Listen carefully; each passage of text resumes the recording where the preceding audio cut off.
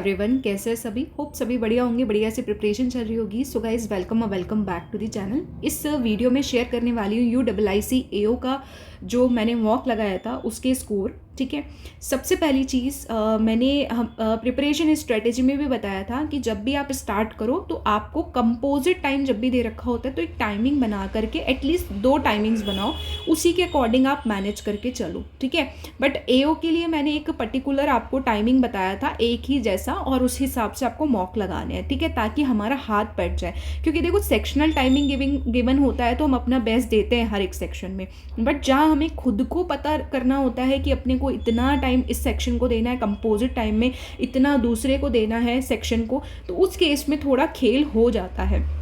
अब मैंने क्या किया यहाँ पे कि मैंने जब भी मुझे कंपोजिट टाइम के साथ खेलना होता है तो मैं फर्स्ट मॉक हमेशा रॉ देती हूँ, कुछ भी टाइमिंग नहीं सोचती, क्योंकि मुझे पता है वो मुझे सेकंड मॉक से स्टार्ट करना है या थर्ड मॉक से स्टार्ट करना है। इवेंचुअली मैं कोशिश यही करूँगी कि सेकंड मॉक से स्टार्ट हो, बिकॉज देखो फर्स्ट में एक बार मैं हैबिचुअल तो हो जाऊँ, मेरा थिंकिंग ये रहता है कि एक बार मैं हैबिचुअल हो जाऊँ कि लेवल क्या आ रहा है, ठीक है, पूछेगा क्या इसमें, ताकि मैं जब नेक्स्ट में टाइमिंग के साथ दूँ तो थोड़ा प्रिपेयर होके और अच्छे से दूँ, एक्यूरेसी, स्पीड, हर चीज़ को मेंटेन करते हुए, है ना।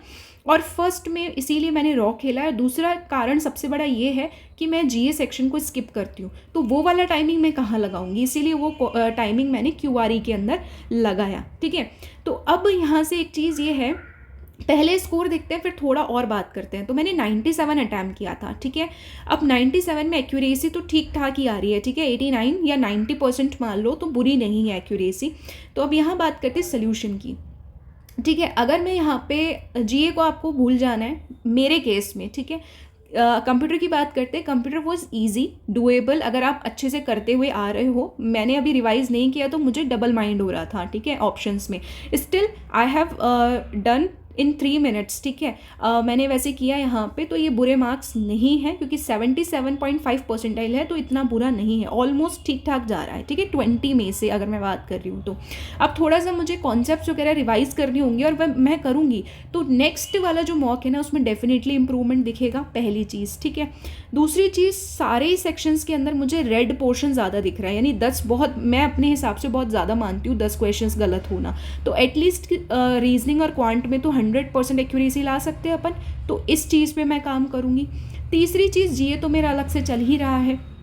ओके, अब यहाँ पे बात करते हैं quant was not so easy, क्योंकि यहाँ कैलकुलेटिव था, वेरिएबल बेस्ड क्वेश्चंस थे। ठीक है, बट DI वगैरह ईजी था। एक DI था जो मुझे लगता है कि थोड़ा फंसाने वाला था, उसमें मैं फंस भी गई थी। लास्ट में एक आई थिंक पार्टनरशिप वाला DI दे रखा था। अगर आपने मॉक लगाया तो ज़रूर आप शेयर करना अपना जो व्यू पॉइंट है। ठीक है, और अपना स्कोर भी ज़रूर शेयर करना कॉमेंट में। तो यहाँ पर बात आ रही है क्वांट। ठीक है, तो उस हिसाब से बाकी मैंने यहाँ पर देखो पहले क्या किया, रीजनिंग किया, फिर क्वांट किया, फिर मैंने कंप्यूटर कर लिया, GA में देखा कि क्या क्या क्वेश्चन है ऐसे करके, उसके बाद मैं डायरेक्ट इंग्लिश किया। उसके बाद में मेरे को जितना टाइम बचा मैंने रीजनिंग क्वांट इन्हीं में पूरा लगा दिया। ठीक है, सिंपल सी बात है। तो रीजनिंग भी काफ़ी मॉडरेट था, पजल्स बहुत अच्छे से नहीं बन रही थी, मतलब उसमें बहुत ज़्यादा कन्फ्यूजिंग था, दिखने में ईजी बट करने में मुश्किल।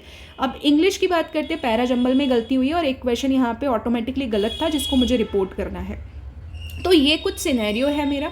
तो अगेन वही वाली बात है कि एक तो एक्यूरेसी ध्यान रखनी है, नेक्स्ट में मुझे क्या करना है, टाइमिंग समझ आ गया, क्योंकि एक बार मैं गो थ्रू हो गई, एक बार मैं हैबिचुअल हो गई कि अच्छा ये चीज़ें आएंगी इस पर्टिकुलर एग्जामिनेशन में। ठीक है, तो ये चीज़ इस तरीके से है। अब मान लो यहाँ पे 87 है, मान लीजिए मैं GA भी अटैम्प्ट करती तो ज़्यादा नहीं 15 या 20 में अटैम्प्ट करती, यहाँ पे इतना लेवल आएगा कि आप 15-20 कर सको, इससे ज़्यादा भी अच्छा कर सकते हो। तो ऑन एन एवरेज आपका 100+ स्कोर वैसे ही हो रहा है। तो नेक्स्ट में अब मुझे अपने और बेस्ट बनाने के लिए इसको ट्राई करना है। ठीक है, सो अगेन वही बात है कि नेक्स्ट स्कोर भी जब मैं पूरा अच्छा टाइमिंग के साथ में दूंगी तो वो भी आपके साथ शेयर होगा। तो इस वीडियो में इतना ही, इसीलिए मैं डिटेल में बनाती हूँ, क्योंकि स्कोर कार्ड दिखाने से कोई भी सेंस नहीं रहता है। ठीक है, सो ये चीज़ें समझना और उसमें इम्प्रूवमेंट लेकर के आना बहुत इंपॉर्टेंट है। हो सकता है जो चीज़ मैंने बोली हो उसमें ही कहीं आप गलती कर रहे हो और आपको सीखने को मिला हो।